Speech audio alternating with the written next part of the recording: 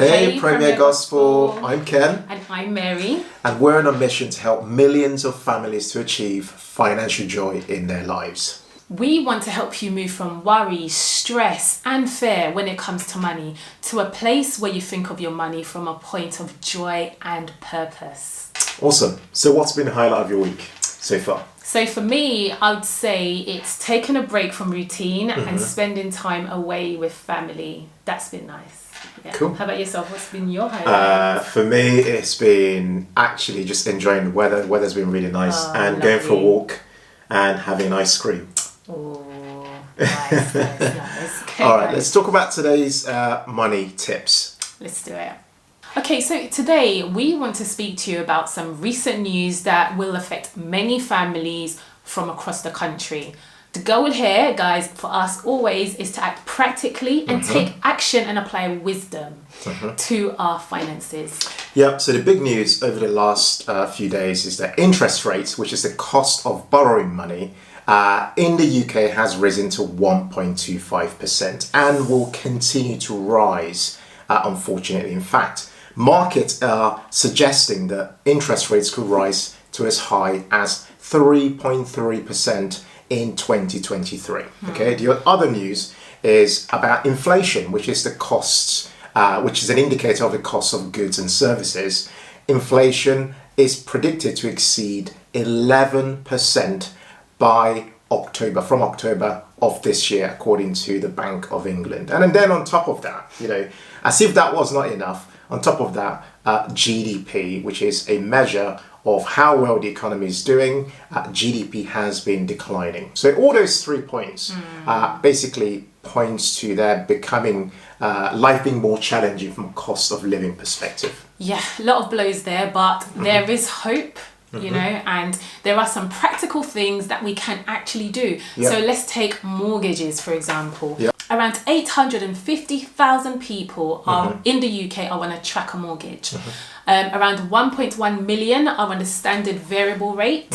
So if you happen to have any of those type of mortgages, then your monthly mortgage will unfortunately increase. For example, for a £300,000 on a 25-year repayment mortgage, you will see an increase of £40 per month. Which is real for a lot of families, because they have to find that money now in addition to everything else that's been going on, right? Exactly.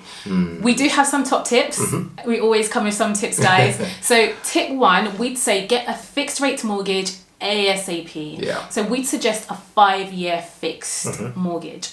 Rates range from 2.59% for a 5-year fixed, and banks are offering good deals on a 5-year fixed rate. You can even get a 10-year fixed for 2.78%. That's amazing, actually. 2.78 for 10 years. Yeah, and this is what we checked online recently. So check it out. Definitely go online and check it out. Yeah. Tip number 2. If you haven't already, now is the time, guys, to start budgeting at home and, just adjusting your lifestyle. A little bit more. Yeah, and we know it's challenging, but this is actually even more of a reason to do it now, isn't it? Yeah.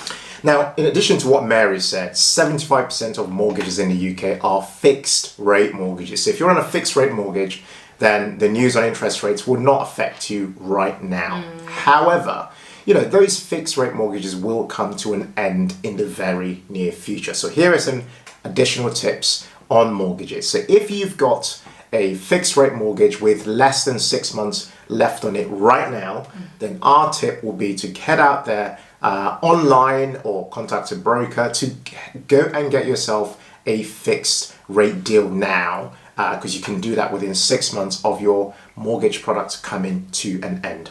If, however, you've got a fixed rate deal that has, say, for example, over a year left on it, then our suggestion is that you should consider, if you can afford it, consider overpaying on your mortgage, because by overpaying on your mortgage, you are getting yourself better prepared for when that fixed rate deal comes to an end. So there's less of a blow financially because you've paid off a bit more of the capital, the loan itself, the mortgage, and compounding interest doesn't work as hard in making the cost much more expensive.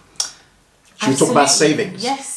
So with savings, rising interest rates are good for savers because you start to get some returns on your money. Yeah, some returns. Some.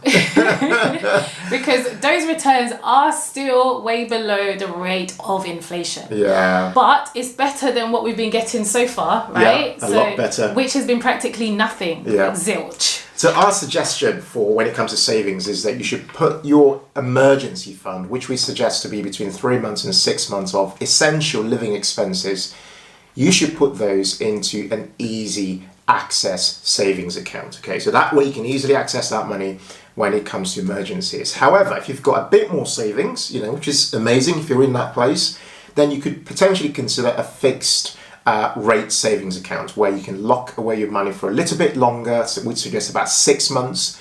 So that way you're getting some of the best deals right now, and then as interest rates are continuing to rise, or at least expected to continue to rise, you can then look out for much better deals when that 6 months period comes to an end. Overall, although things are looking really, really bleak right now, with costs continuing to rise, there's still so much that we have under our control as people of faith and things that we can act upon right now. Things such as our budgeting, which Mary spoke about earlier, or our lifestyle, which is something that we can, tweak and adjust over time, as well as life admin more generally on things such as mortgages, which we spoke about earlier on as well. Overall, we'd say that you should stay practical, positive, and prayerful. That's it for today, guys. More from us same time next week. And as always, in all things, be thankful and seek joy. Take care. Happy Tuesday. Happy Tuesday, guys.